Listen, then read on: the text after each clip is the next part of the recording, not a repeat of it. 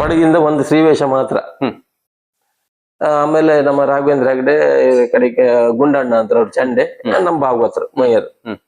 ಇವರು ಬಡಗಿನ ಒಂದು ಶ್ರೀವೇಷ ನೀವೇ ಆಯ್ಕೆ ಮಾಡಿ ಕರ್ಕ ಬನ್ನಿ ಅಂದ್. ಆ ಪುಣ್ಯಾತ್ಮ ನನಗೆ ಅವಕಾಶ ಕೊಟ್ಟಿ.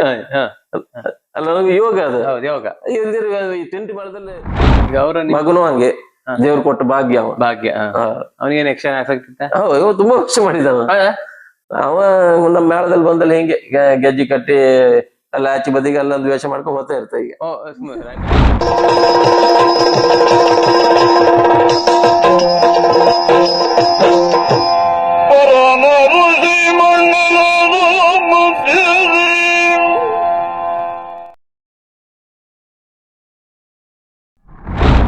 ವಿಶ್ವನಾಥ್ ಗಾಣಿಗರ ಭಯಂಕರ ನೆನಪಿನ ಶಕ್ತಿ.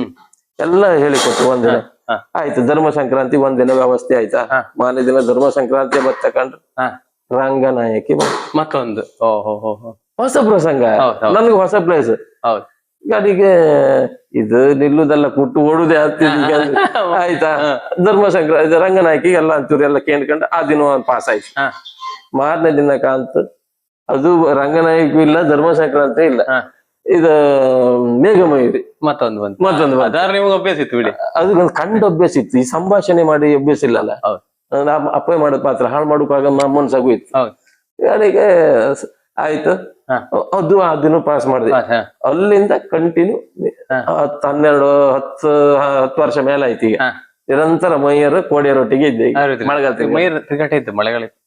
ಈ ವರ್ಷ ಇತ್ತು. ಶುರು ಆಗುತ್ತೆ. ಯಾವಾಗ ಶುರು ಆಗುತ್ತೆ? ಅದು ಜೂನ್ 25 ಶುರು ಆಗುತ್ತೆ. ಆ ಮೇಳ ಹೇಗಿತ್ತು ಸರ್ ನಿಮ್ದು?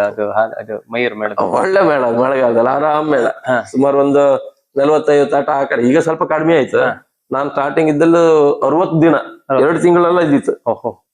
ಮೇಲ್ಗಡೆ ಅದು ಉತ್ತರ ಕರ್ನಾಟಕ. ಇಲ್ಲಿಂದ ಹಾವೇರಿ, ದಾವಣಗೆರೆ, ಅಲ್ಲಿಂದ ಜಮಖಂಡಿ, ಆನಂತರ ಇಲ್ಲಿ ಬಿಜಾಪುರ, ಅಲ್ಲೆಲ್ಲ ಆ ಕಡೆ ಗುಲ್ಬರ್ಗ, ಅಲ್ಲಿ ಹೈದರಾಬಾದ್ ವರೆಗೆ ಹೋಗ. ಈ ವರ್ಷ ಉಂಟು. ಈಗ ಈ ವರ್ಷ ಜುಲೈ ಜೂನ್ 25 ಶುರು ಆಗುತ್ತೆ. ಹಾಗೆ ಅಂದ್ರೆ ಈ ಮಳೆಗಾಲದಲ್ಲಿ ಕಲಾವಿದರು ಎಲ್ಲ ಕಡೆ ಬೆಂಗಳೂರು, ಮುಂಬೈ ಎಲ್ಲ ಹೋಗ್ತಾರೆ. ಸುಮ್ಮನೆ ಕೂತ್ಕೊಳ್ಳೋದು ಬೇಡ ಅಂತ ಅವರೊಂದು ಮಾಡಿದ್ದಾರೆ. ಹೌದು. ಅಲ್ಲ ನಮ್ಗದೊಂದು ಒಳ್ಳೆ ನಮ್ ಬದುಕಿಗೆ ಒಂದು ಆಧಾರ ಅದು. ಖಂಡಿತ. ಮಳೆಗಾಲ ಕಡಿಮೆ ಇರುದಿಲ್ಲ. ಇದೇನಾರ ಆದ್ರೆ ಒಂದು ಒಳ್ಳೇದು. ಅದು ಅಪರೂಪಕ್ಕೆಲ್ಲ ಅತಿಥಿ ಕಲಾವಿದ್ರೆ ಹೋಗ್ತಿರ್ತಾರೆ. ಅತಿಥಿಯಾಗಿ ಹೌದು. ಅದು ನಿಮ್ಮ ಈ ಮಳೆಗಾಲ ತಿರುಗಾಟ. ಮತ್ತ ನೀವು ವಿದೇಶಕ್ಕೆಲ್ಲ ಹೋಗಿದ್ದೀರ ಸರ್? ವಿದೇಶ ಅಂದ್ರೆ ಈ ಲಾಕ್ ಡೌನ್ ಹಾಕಿದ್ರೆ ಮೊದಲು ಪಟ್ಲ ಫೌಂಡೇಶನ್ ಒಟ್ಟಿಗೆ ಬಡಗಿಂದ ಒಂದು ಶ್ರೀವೇಷ ಮಾತ್ರ.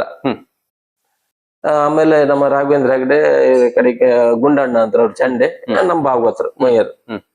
ಇವರು ಬಡಗಿನ ಒಂದು ಶ್ರೀವೇಷ ನೀವೇ ಆಯ್ಕೆ ಮಾಡಿ ಕರ್ಕ ಬನ್ನಿ ಅಂದ್. ಆ ಪುಣ್ಯಾತ್ಮ ನನಗೆ ಅವಕಾಶ ಕೊಟ್ಟಿ. ಅಲ್ಲ ನನಗೆ ಯೋಗ ಅದು ಯೋಗ. ಈ ತಿಂಟಿ ಮಾಡದಲ್ಲಿ ದೊಡ್ಡ ದೊಡ್ಡ ಕಲಾವಿದರೆಲ್ಲ ಇದ್ರು, ಅವ್ರಿಗೆಲ್ಲ ಹೇಳಲಿಕ್ಕಿತ್ತು, ನನ್ಗೆ ಹೇಳಿರು.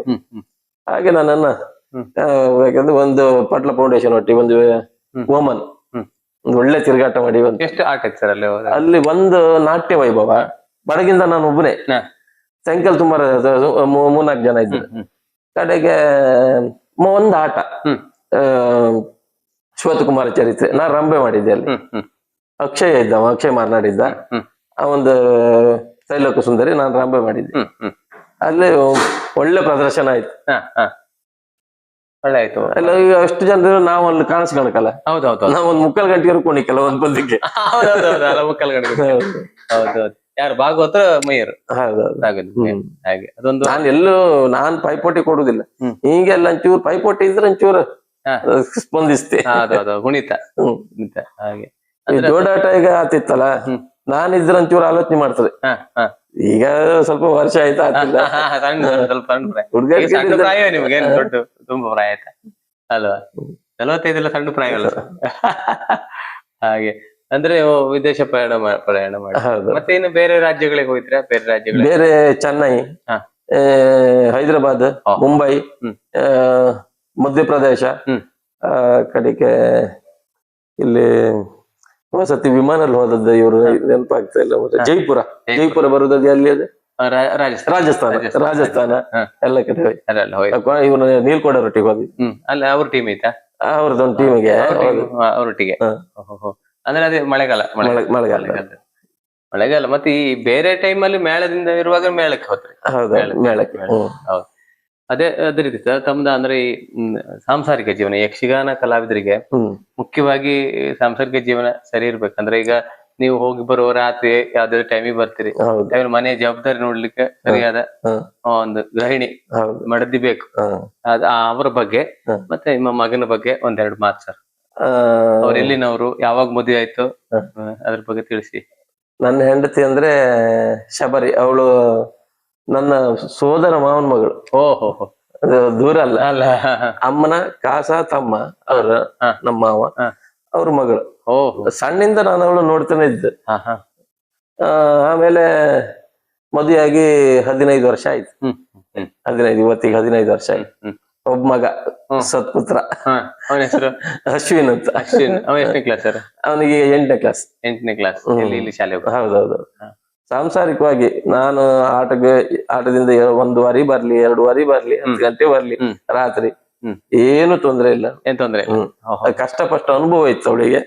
ಹಾಗೆ ಈ ಕಲಾವಿದ್ನ ಸರಿಯಾಗಿ ಇದ್ಲು. ಕಲಾವಿದ್ನ ಸರಿಯಾದ ಹೆಂಡತಿಯೇ ಬೇಕು, ಪೂರಕರಾಗಿರ್ಬೇಕು. ಯಾಕಂದ್ರೆ ಹಗಲು ರಾತ್ರಿ ದುಡಿಯುವವ್ರೆ, ಕೆಲವು ಟೈಮೇ ಇರುವುದಿಲ್ಲ, ಅವ್ರಿಗೆ ಟೈಮ್ ಕೊಡಕಾತಿಲ್ಲ, ಎಲ್ಲಿಗೂ ಕರ್ಕೊ ಹೋಗಕಾತಿಲ್ಲ. ಇದೆಲ್ಲ ಹಗಲು ಮಲ್ಕೊಳತ್ತ. ನನಗ ಬಾರಿ ನನ್ನ ವೃತ್ತಿಗಂತೂ ಬಹಳ ಪೂರಕಲಾಗಿದ್ಲು. ಹೌದೌದು. ಈಗ ಅವರ ಮಗನು ಹಂಗೆ ದೇವ್ರು ಕೊಟ್ಟ ಭಾಗ್ಯ. ಅವನಿಗೇನು ಯಕ್ಷಗಾನ ಆಸಕ್ತಿ ಇತ್ತ? ತುಂಬಾ ವರ್ಷ ಮಾಡಿದವ ಅವ. ನಮ್ಮ ಮೇಳದಲ್ಲಿ ಬಂದಲ್ಲಿ ಹಿಂಗೆ ಗೆಜ್ಜಿ ಕಟ್ಟಿ ಎಲ್ಲ ಆಚೆ ಬದಿಗೆ ಅಲ್ಲೊಂದು ವೇಷ ಮಾಡ್ಕೊಂಡು ಹೋಗ್ತಾ ಇರ್ತ. ಈಗ ಹೌದೌದು.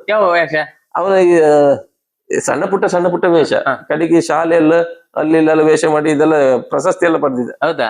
ಆಸಕ್ತಿ ಇತ್ತಂಗ ಅಜ್ಜಂದು ಕೊಲಸುಕ ಇಲ್ಲ, ಕೊಲಸಿಕೆ ಇಲ್ಲ. ಅವ್ನಿಗೆ ಕಲಿದೆ ಮಾಡಿತಾವ, ಕಲಿದೆ ಅಷ್ಟು ಮಾಡಿದ. ಕೊಲಸ್ರೆ ಕೊಲಸ್ರೆ ನಮ್ಗೆ ಕಡಿಮೆ ಮೇಳಕ್ ಬಂದ್ರೆ ಕಷ್ಟ. ಮಗನಿಗೆ ಬ್ಯಾಡ. ನನಗೆ ದೇವ್ರಿ ಕಲಾ ಮಾತೆ ಸರಿಯಾಗಿ ಹೇಳ್ತೇವೆ. ನನಗೆ ಯಕ್ಷಗಾನ ಇತ್ತಲ್ಲ ಎಲ್ಲವೂ ಕೊಟ್ಟಿತ್ತು. ಎಲ್ಲವೂ ಅಂದ್ರೆ ಎಲ್ಲವೂ. ಬೇಡ ಅನ್ಲಿಕ್ಕಿಲ್ಲ. ಇಲ್ಲ. ನನ್ನ ನನ್ನ ಯಾವುದೇ ಮೇಳದಲ್ಲಿ ನನ್ನ ಸಣ್ಣ ಜಗಳ ಇಲ್ಲ. ನನ್ನ ಶ್ರದ್ಧೆಗೆ ಇದಕ್ಕೆಲ್ಲದಕ್ಕೂ ಆ ಕಲಾ ಮಾತೆ ಇತ್ತಲ್ಲ, ಸಂಪತ್ತು, ಆರೋಗ್ಯ, ಒಂದ್ ಸಣ್ಣ ಮನೆ ಕಟ್ಟಿದೆ, ಎಲ್ಲದು ಆ ತಾಯಿ ನನಗೆ ಕೊಟ್ಟೆ. ನಾನು ಅದ್ರ ಬಗ್ಗೆ ಭಾರಿ ತೃಪ್ತಿ ಇತ್ತು. ನನ್ ಮಗ ಬರ್ಲಿ ಬರ್ಲಿ ಹವ್ಯಾಸಿಯಾಗಿ ಬರ್ಲಿ. ಯಕ್ಷಗಾನ ಇದಿಲ್ಲ, ಹವ್ಯಾಸಿಯಾಗಿ ಬರ್ಲಿ ಅಂತ. ಹೌದೌದು. ಬೇರೆ ಉದ್ಯೋಗ ಮಾಡಿ ವೃತ್ತಿಯಾಗಿ ಮುಂದ್ ಭಾರಿ ಕಷ್ಟ. ಹೌದೌದು. ಕಾಂಪಿಟೇಷನ್ ಜಾಸ್ತಿ ಇದೆ. ಮತ್ತೆ ಎಣಿಸಿದಷ್ಟು ಆತರ ಆಗೋದಿಲ್ಲ. ನಾವು ಬೇಕಾದಾಗ ದುಡಿಮೆ ಇರುದಿಲ್ಲ. ಹೌದೌದು. ನಾವೇನು ನಡ್ಕೊಂಡು ಹೋಯ್ತು, ನೀವೆಲ್ಲ ನಡ್ಕೊಂಡು ಹೋದಿರಿ ಬಿಟ್ರೆ ಈಗಿನ ಮಕ್ಳಿಗೆ ಕಷ್ಟ ಖರ್ಚು ಜಾಸ್ತಿ ಇದೆ ಈಗ. ಹೌದೌದು. ಆದ್ರೆ ಒಳ್ಳೆ ಎಜುಕೇಶನ್ ಒಂದಿರ್ಲಿ. ಎಜುಕೇಶನ್ ಒಂದು ಕೊಡ್ತಾರೆ. ಯಕ್ಷಗಾನ ಆಸಕ್ತಿ ಇರ್ಲಿ, ಯಕ್ಷಗಾನ ಹವ್ಯಾಸವಾಗಿ ವೇಷ ಮಾಡ್ಲಿ, ಯಕ್ಷಗಾನ ಉಳಿಸಲಿ. ಯಾಕಂದ್ರೆ ನಿಮ್ದು ಪರಂಪರೆ ಯಕ್ಷಗಾನ. ಪರಂಪರೆ ತಂದೆಯವ್ರ ಯಕ್ಷಗಾನ ಇದ್ರ? ಇಲ್ಲ. ಇಲ್ಲಿ ವಾತಾವರಣವೇ ಇಲ್ಲ ಹಾಗೆ. ಆವಾಗ ಅದು ಹೇಗೆ ಇವ್ರಿಗೆ ಬಂತು? ತಂದೆ ವೆಂಕಟರಮಣ ಗಾಣಿಗರು ಅವರೊಬ್ಬರೇ ಇದ್ದ ಸ್ಟಾರ್ಟಿಂಗ್, ನಮ್ಮ ಗುರುಗಳು. ಅವ್ರ ಮೇಳದಲ್ಲಿ ಇದ್ದು ಅದೇ ಇವ್ರ ಪ್ರೇರಣೆ. ಮತ್ತೆ ಸುತ್ತಮುತ್ತಲ ಆಟ ಎಲ್ಲ ನೋಡ್ಕೊಂಡು ಅದೇ ಪ್ರೇರಣೆ ಅಪ್ಪ. ನಮಗೆ ರಕ್ತಗತವಾಗಿ ಬಂದು. ನಿಮ್ಗೆ ಅಪ್ಪಯಿಂದ ಬಂದು?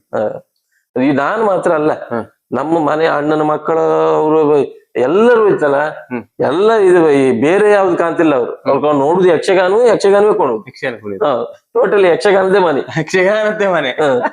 ಅಲ್ಲಿ ಕ್ಲಾಸ್ ಮಾಡಿದ್ರಂತಲ್ಲ ನಿಮ್ಮ ಅಪ್ಪ ಅವರು? ಇಲ್ಲಿಲ್ಲ. ಹೌದು, ಅದು ಕ್ಲಾಸ್ ಬಿಟ್ರು. ಆಮೇಲೆ ನಾನು ಶಾಲೆಯಲ್ಲಿ ಒಂದು ಕ್ಲಾಸ್ ಕೊಟ್ಟೆ. ಈ ವರ್ಷ ಇಲ್ಲಿ ಒಂದು ಕಂಬದಕೊಂಡಲ್ಲಿ ಒಂದು ದೇವಸ್ಥಾನದಲ್ಲಿ, ಮಹಾಗಣಪತಿ ದೇವಸ್ಥಾನದಲ್ಲಿ, ಅಲ್ಲಿ ಒಂದು ಕ್ಲಾಸ್ ಕೊಡ್ತಾ ಇದ್ದೆ. ಕ್ಲಾಸ್ ಕೊಡ್ತಿದ್ರೆ? ಹೌದೌದು, ಮಳೆಗಾಲದ. ಈಗ ನೆಕ್ಸ್ಟ್ ಈಗ ನಮ್ಮ ಈ ಕಾಲಭೈರವ ದೇವಸ್ಥಾನದಲ್ಲಿ ಒಂದು ಮಳೆಗಾಲದಲ್ಲಿ ಆದಿತ್ಯವಾರ ಒಂದು ಕ್ಲಾಸ್ ಕೊಡ್ತೇವೆ. ಹೆಜ್ಜೆಗಾರಿಕೆ ವೇಷ.